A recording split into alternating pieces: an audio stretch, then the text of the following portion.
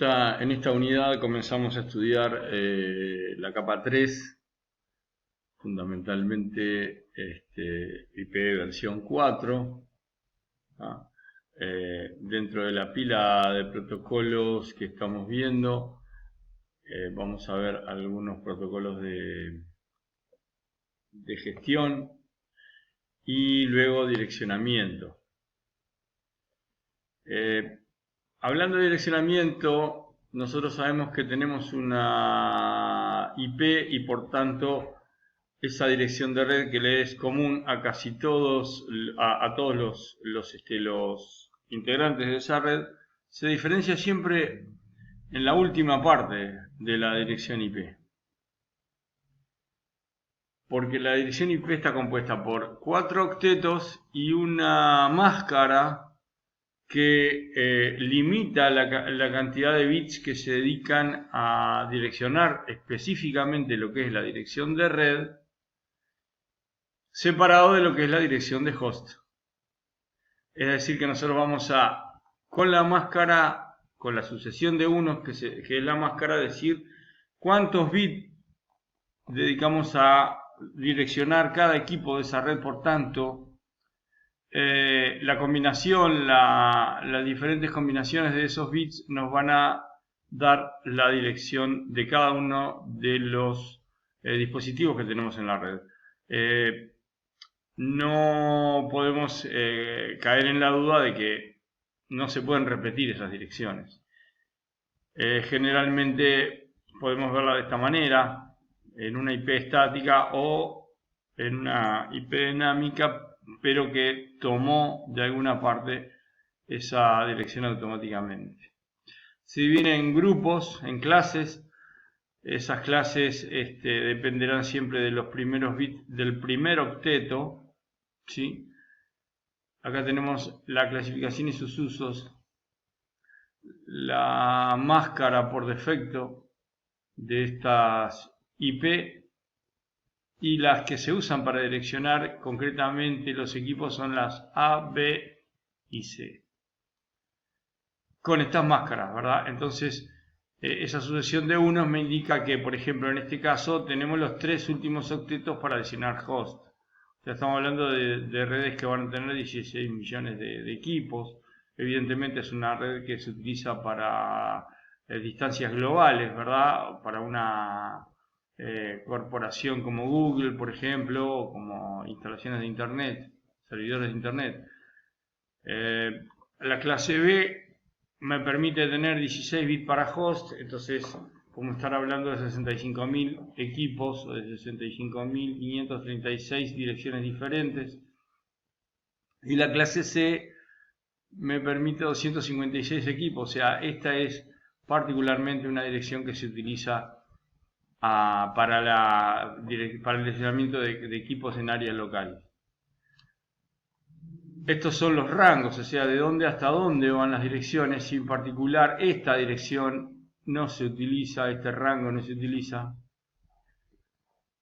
Esta dirección no se utiliza, decíamos, porque se utiliza para loop local, o sea, viene grabada en la placa de red como una dirección de prueba del localhost, mientras que las direcciones D son para multicasting, por ejemplo, se utilizan para direccionamientos o para broadcast, para envíos de routers o diferentes dispositivos que trabajan en el orden de WAN para hacer consultas de WAN. Y las clases E que quedaron reservadas nunca se utilizaron porque era para testeo. Pueden ser públicas. Dentro de las públicas, las que son estáticas son adquiridas como propias, o sea, las arrendamos a nuestro Internet Service Provider, que es Antel, y dinámicas las que nos otorgan dinámicamente cada tanto, las van renovando.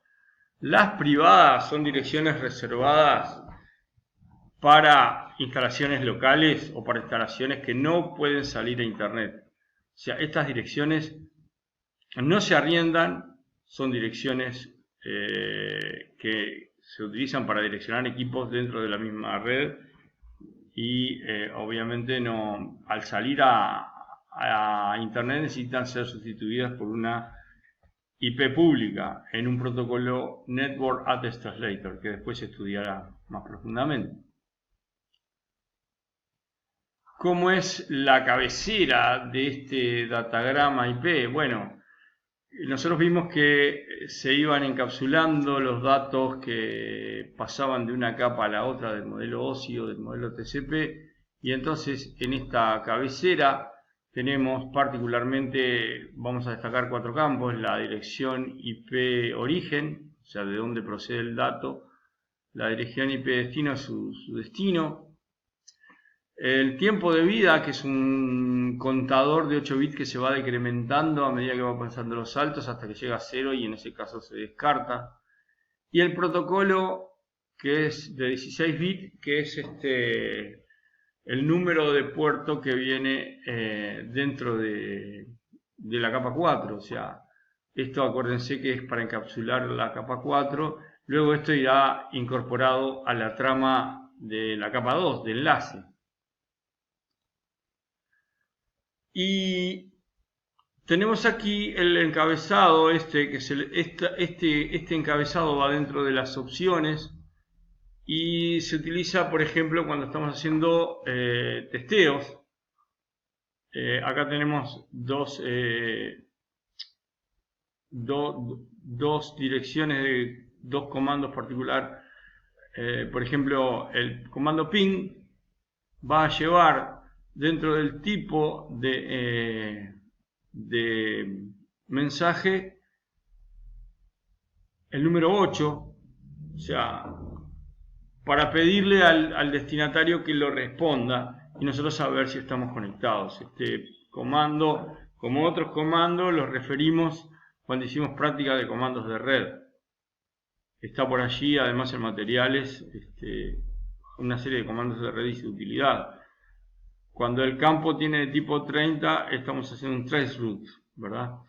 Luego, una suma de verificación, que es 16 bits, como para validar la integridad del dato.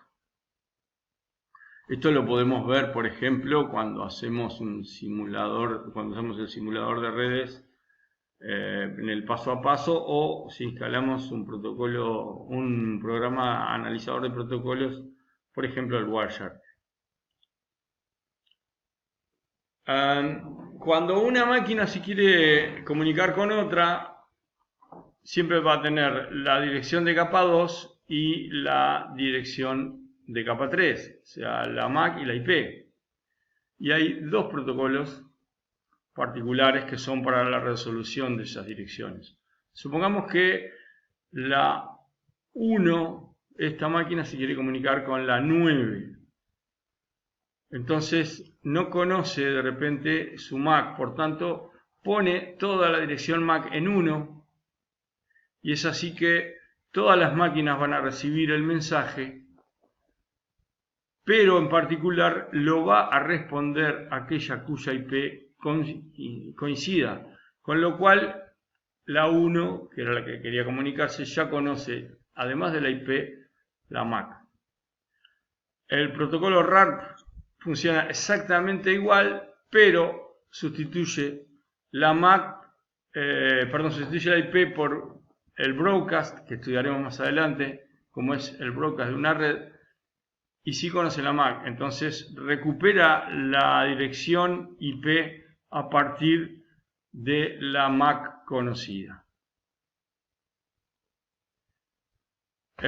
Hay un protocolo de arranque BootTP que lo que hacía en un momento era una placa de red que tenía el uso de un chip que se llamaba BootRomp, pedir a un servidor de BootTP la dirección de red para poder trabajar allí. Es así que no conocía la IP, no tenía una IP propia, pero sí conocía su MAC. Entonces enviaba un mensaje, una solicitud de BootTP a cualquiera, ¿verdad? Broadcast de IP, broadcast de MAC, y era recibido por todas las máquinas, en particular por el servidor de direcciones que le otorgaba una dirección libre y a esa Mac.